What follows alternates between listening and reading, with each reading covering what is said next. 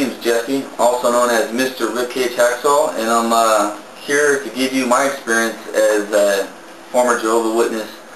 I was raised as a witness in a divided household. My mom was a baptized sister, and my dad is not. So I'll tell you a little bit about growing up and stuff. You know, growing up, going to school, not saluting the flag, not doing birthdays. I mean, it just seemed pretty much normal. I mean, I do, you know, a lot of things that, you know, other witness families didn't allow their kids to do. We were able to watch R-rated movies and things like that, you know, like Hellraiser, Freddy Krueger. And I started writing music, playing in bands. Me and my cousin, who's also like a brother to me, because we were so close, started doing it. And, you know, you just start playing. My cousin eventually, like, moved out of the city, so, you know, I got another band or whatever, and while I was out there, I met someone very special that was also, had a similar story with me. It just so happened, you know, she was raised as a Jehovah's Witness. We actually grew up in the same congregation, and, you know, she is right here telling me to look at the camera, you know, so I keep contact, so it's more personal. And I told her, you know, why do I have to look at the camera? You know, sometimes, you know, I'm not up here giving a talk at the meeting. I can look wherever I damn want. And she's laughing at me now, but yeah, we met out in the world, and we got together, and we started thinking that, you know, when the music thing, playing music was coming to an end, because I just got burned out on it. I approached her, my girlfriend, who's my wife now, about going back to the meetings, because I felt bad. I didn't want to die at Armageddon or anything, so we started going back. You still had a fear. And, you know, we had that fear in us. Well, I did especially. So we started going back, and we got married, and we started going back, you know, real strong. I was studying like hours, you know, just about every day. And I studied for like 3 years, and I dedicated myself when I was 20, almost 24, something like that. So I've been baptized for almost 5 years. And we had a baby almost 2 years ago. You know, that has presented its challenges, but it's also a blessing. I started missing meetings and stuff, because, you know, my baby, he wasn't sleeping, you know, teething and stuff. So I would stay home on Saturdays and sometimes on Sundays for the meeting.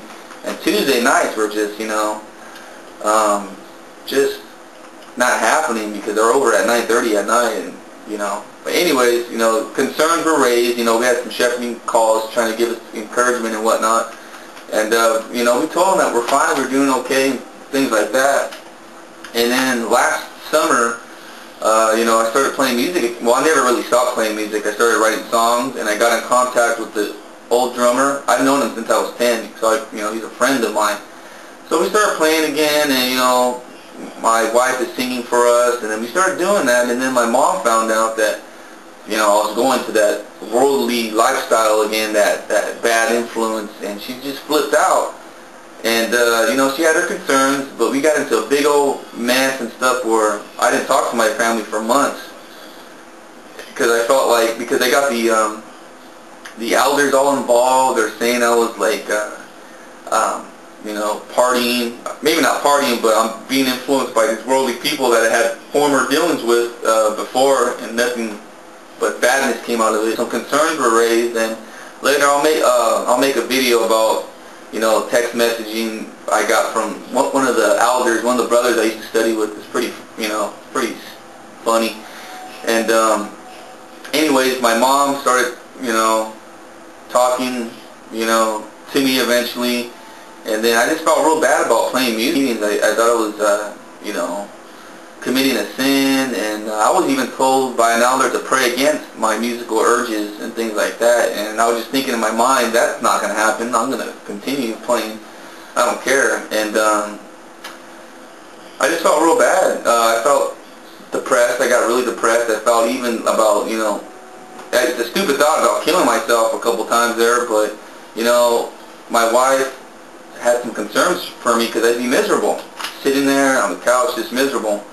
And this went on for like, 2 months, and she just, she showed me some information on the internet which I was not willing to see, and I just wanted to stay away from it. But the thing that did it for me, that really, I was like, wait a second, I was like, these guys can talk to the United Nations, they can fraternize with them, be a secret member of them for 10 years, and just be like, oh, it's no thing, we did it because we wanted a library card, we wanted to promote, help our brothers overseas and stuff. Like, I'm like, well, that doesn't make no sense, because right when you were found out, you pulled out of it. Right when you were exposed, you got your hand caught in the cookie jar. You know what I'm saying? It's kind of like a straight up lie, and they weren't even, and the thing about it, they weren't even sorry for it. Every day I go to damn work, I almost have to say I'm sorry almost every damn day. So it's, it's kind of like, for these men that are supposed to be humble, guided by God's Spirit, they don't want to even admit that, that's another thing, that they don't trust their followers, their members enough to have a forgiving heart towards them. The leaders, they don't trust us. They don't think we'll, have a forgiving heart towards them for saying wrong things, and they've been saying wrong things, like, since their beginning. And a good book to read is, is Crisis of Conscience. Well, yeah, that's my experience. I told my mom just barely yesterday, January 30th, today's the 31st, that I wasn't going back, and she said, I kind of knew. I kind of had a feeling about that. And she says, well, and I told her, but I want you to still have a relationship with our baby. And she's like, yeah. She's like, well, we can do that. I just won't talk to you or your wife. And it kind of bummed me out. I mean, I think I'm feeling it more now than yesterday, because yesterday was just kind of like, weird, the way how she said it. She said, well, I have to look at you, Jesse, as an opposer of Jehovah. And when she said that, I immediately reacted. I said, an opposer to Jehovah according to the organization. And she's like, the organization doesn't have nothing to do with it.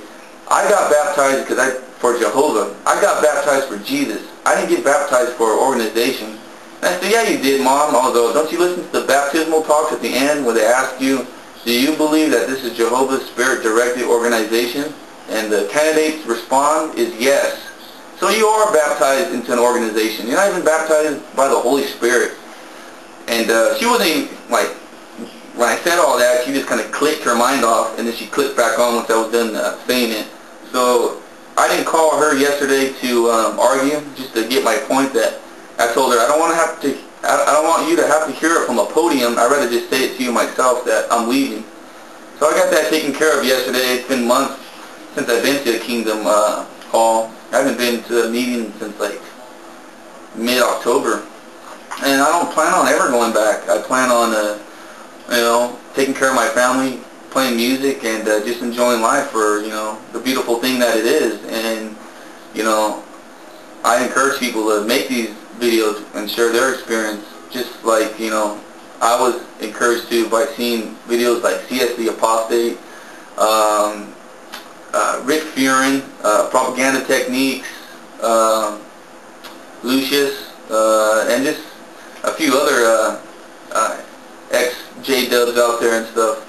And you guys make cool videos, man. Continue making them. And so I'm encouraged over here too. A man sharpens another man's face. So you guys stay cool out there. Take it easy.